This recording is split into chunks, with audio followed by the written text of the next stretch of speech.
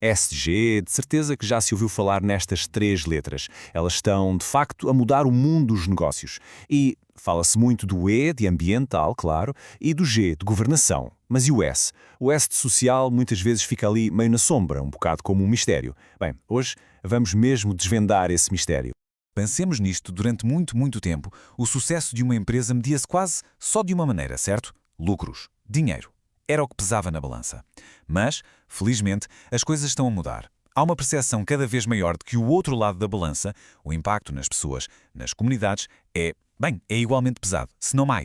Mas, ok, isto levanta uma questão fundamental, não é? Como é que se mede uma coisa destas? Quer dizer, como é que se põe um número no impacto que uma empresa tem nas pessoas? Na relação com os seus próprios trabalhadores, com os clientes, com a vizinhança, como é que se quantifica isso? Pois é precisamente aqui que entra o S do ESG. E é muito mais do que uma simples letra no acrónimo. Pensemos nele como um mapa, um roteiro que nos ajuda a avaliar exatamente esse impacto social. É o que transforma estas ideias que parecem um bocado vagas em coisas muito concretas. Muito bem, então vamos lá mergulhar nisto a fundo. Para começar, o que é que realmente significa este critério social? Olhem, de uma forma muito simples, é basicamente a forma como uma empresa gera as suas relações. E quando digo relações, quer dizer com toda a gente, os seus stakeholders. Ou seja, no fundo é isto. A empresa assume a responsabilidade pelo seu impacto nas pessoas. Ponto. E isto funciona como uma onda, sabem? Começa dentro da própria empresa, com os seus colaboradores, e depois espalha-se para fora, para a comunidade. E é mesmo por aí que tudo tem de começar. Em casa. Antes de uma empresa poder ter um impacto positivo lá fora, tem primeiro de olhar para dentro e garantir que está a cumprir a promessa fundamental que faz, a que lá trabalha todos os dias. E essa promessa, essa base sólida, assenta em 4 pilares que são absolutamente essenciais. Primeiro pilar, um contrato claro. As regras do jogo têm de estar definidas. Segundo, pagar de forma justa. Pelo trabalho feito e pelas horas extras, claro. Terceiro, um local de trabalho seguro. Parece óbvio, mas é crucial. E por último, o quarto pilar, garantir a dignidade e o bem-estar de toda a gente. Isto não são extras, são mesmo os mínimos olímpicos da responsabilidade social.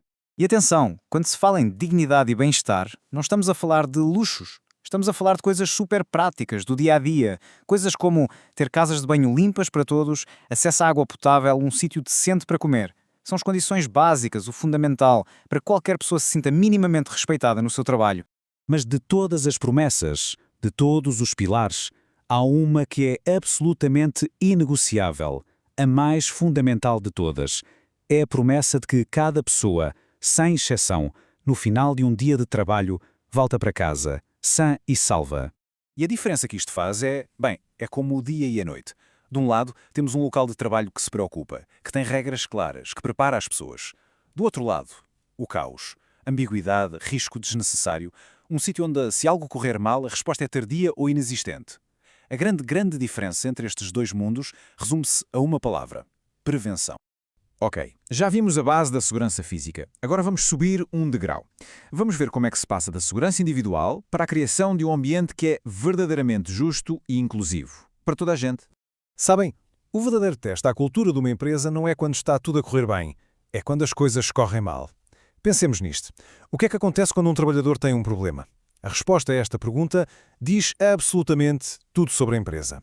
E ter um sistema justo para lidar com problemas não é só ter uma porta aberta para queixas. É muito mais. É ter canais seguros, até anónimos.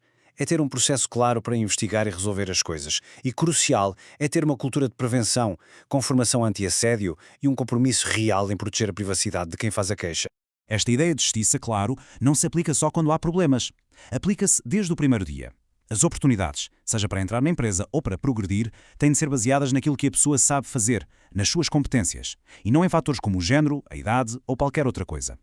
Trata-se de garantir que cada decisão é baseada no mérito, apenas e só no mérito.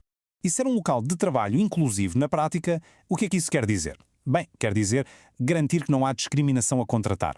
Quer dizer pagar o mesmo salário a homens e a mulheres que fazem o mesmo trabalho. É tão básico, mas tão importante. Significa também empregar pessoas com deficiência e tornar o espaço acessível. E, claro, procurar ativamente contratar pessoas de meios mais desfavorecidos.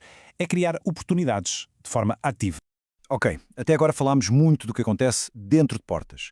Mas uma cultura forte e socialmente responsável não fica fechada no escritório ou na fábrica. Ela transborda. Vamos ver agora esse tal efeito de onda. Como é que estes valores se espalham para fora e afetam os clientes e a comunidade. E a lógica aqui é bastante direta, na verdade. Se uma empresa trata bem as suas pessoas, é muito mais provável que essas pessoas criem produtos melhores e mais seguros, e que prestem um apoio ao cliente muito superior. É uma consequência natural. A qualidade que se vive lá dentro reflete-se na qualidade do que sai cá para fora. E o impacto na comunidade? Também se pode medir e os números não mentem. Pensemos nisto. Que percentagem dos trabalhadores vive ali perto? E que percentagem dos fornecedores são empresas locais? Ao contratar e comprar localmente, a empresa está, na prática, a reinvestir dinheiro na sua própria vizinhança. Isto fortalece a economia local e cria um ciclo virtuoso. E este investimento na comunidade não é só sobre o agora. As empresas que levam isto a sério olham também para o futuro. Como? Através de programas para jovens, estágios, dão a primeira oportunidade, oferecem experiência. No fundo, estão a ajudar a preparar a próxima geração de profissionais. Muito bem, já vimos muitos aspectos do S. Então, chegados aqui, qual é a grande ideia a reter? O que é que isto tudo significa, no final de contas? Olhem, sei que é muito fácil olhar para tudo isto e pensar isto é só mais uma lista de coisas para fazer, mais burocracia, mas se pensarmos assim, estamos a perder completamente o ponto principal. Porque, na realidade, isto não é uma lista de tarefas.